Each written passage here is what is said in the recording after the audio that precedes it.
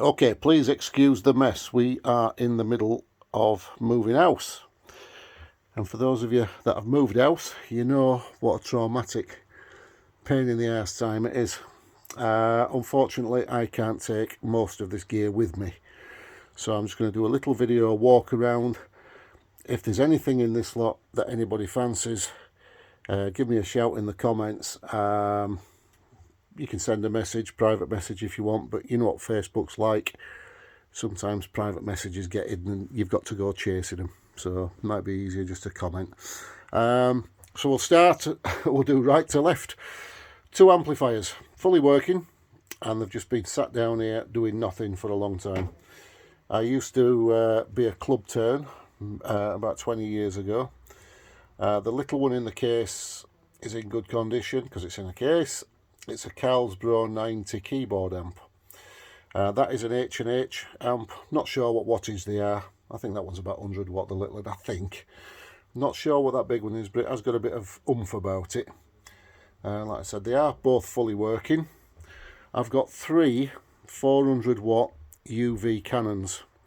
Those 3 have all got bulbs in, and they are fully working.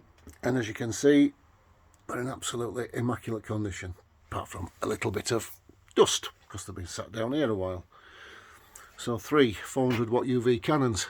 I've got 2 spare brand new UV bulbs up there.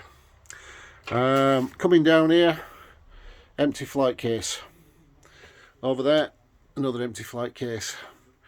I've got a stage monitor, 12, is it a 10? No, it's a 12-inch stage monitor. Pretty much brand new. It's been used on the clubs, but it's been well looked after. I look after my gear. I don't like to throw stuff about in back of vans and have it all chipped and marked. Oh, CB radio. Been looking for that. Amazing what you find when you start going through stuff. Put that to one side. I'll keep that. I've got a clue what boxes of crap you find when you can CDs. Right, I'll have to have a sort through them. So another flight case there, empty flight case. A flight case there which I had custom made for me. How many U? Estimate there, I would say probably 8. Probably 8 U, I think that is.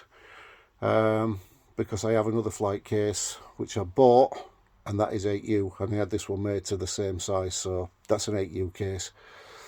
2 amps, as you can see, immaculate condition, well looked after, and I used to use these.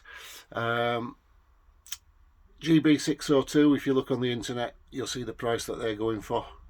C Audio amp, GB602, all fully working. I think that is 12 or 1400 watts, that amp. The bottom one, home, EA 2400, do a search online, you'll see how much they're worth. 2400 watt, that one.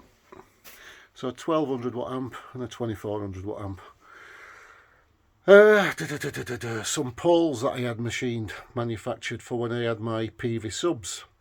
And I used to put my PV ISIS 2s on the top, so the pole sat in the sub and the ISIS 2 went on top. Aluminium poles, if anybody wants them. They just sat there, I can't use them. 2 black legs from a 1980s keyboard stand, which is a full stand. There are the other rods. It's a 3-tier, and there's the brackets that slide up and down those bars to for the width of your keyboard. It all bolts together. All the knobs are in the ends. Look, it is complete. So they're the 2 legs over there. 3 braces across the middle, your 3 tiers.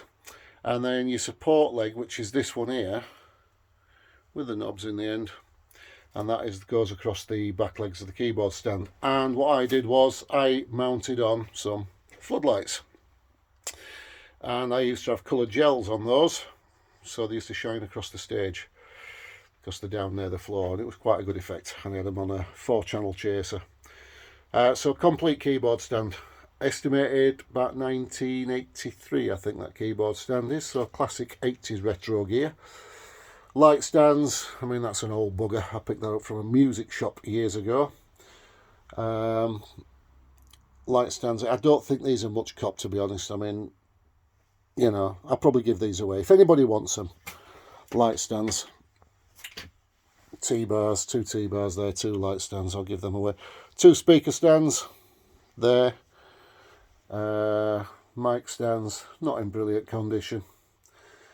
Down there on the bottom, they are all fully working the last time I had them out. Part 56 cans with coloured gels on the front, and it's got the bulging sockets on there, so you can go in and out. They are fully working, just old school stuff.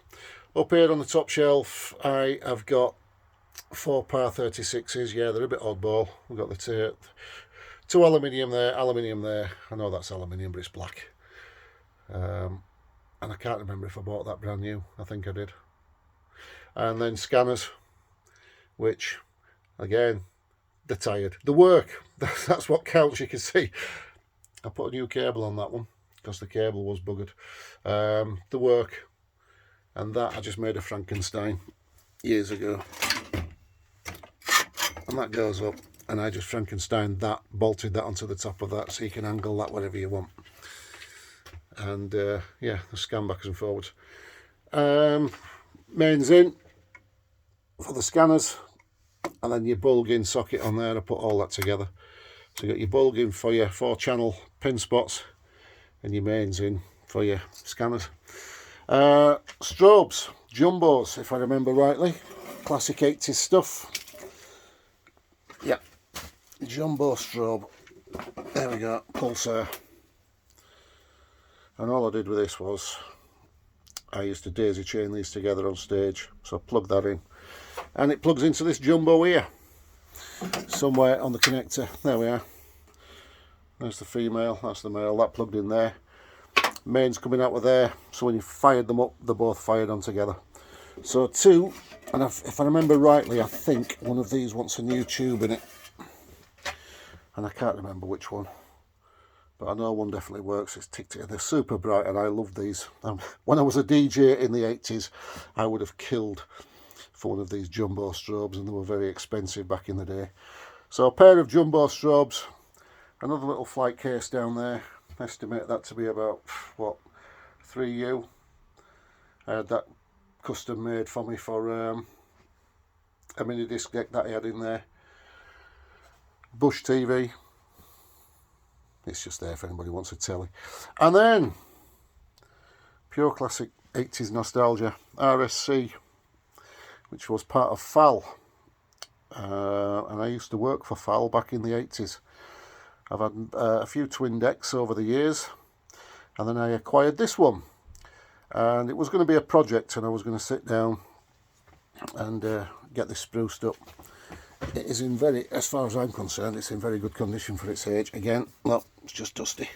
Once I got a bit of TLC, I have had it plugged in. It does work.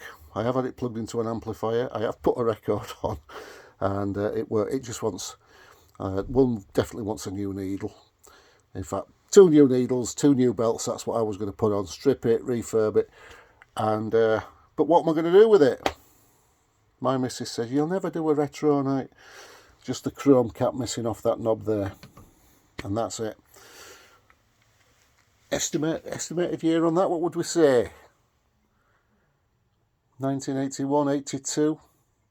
I bought a brand new twin deck in 83, and it looked far more modern than that. So this is definitely early 80s. It's earlier than 83, that is definitely. The lid is not brilliant, as you can see. It has sprung back into place a little bit. When I had this given, that was really dipped in. It was found in a loft. There was a lot of weight stacked on the top of that. It has slowly sprung back. But a new piece of hardboard on there and a recover. Ideal project for somebody. So yeah, comment away, make us an offer, because I can't take it with us. Everything you see here, get commenting. Make some offers. I don't want to throw it in a skip. You don't throw things like this in a skip. So somebody may be able to make use of it. Look forward to your comments.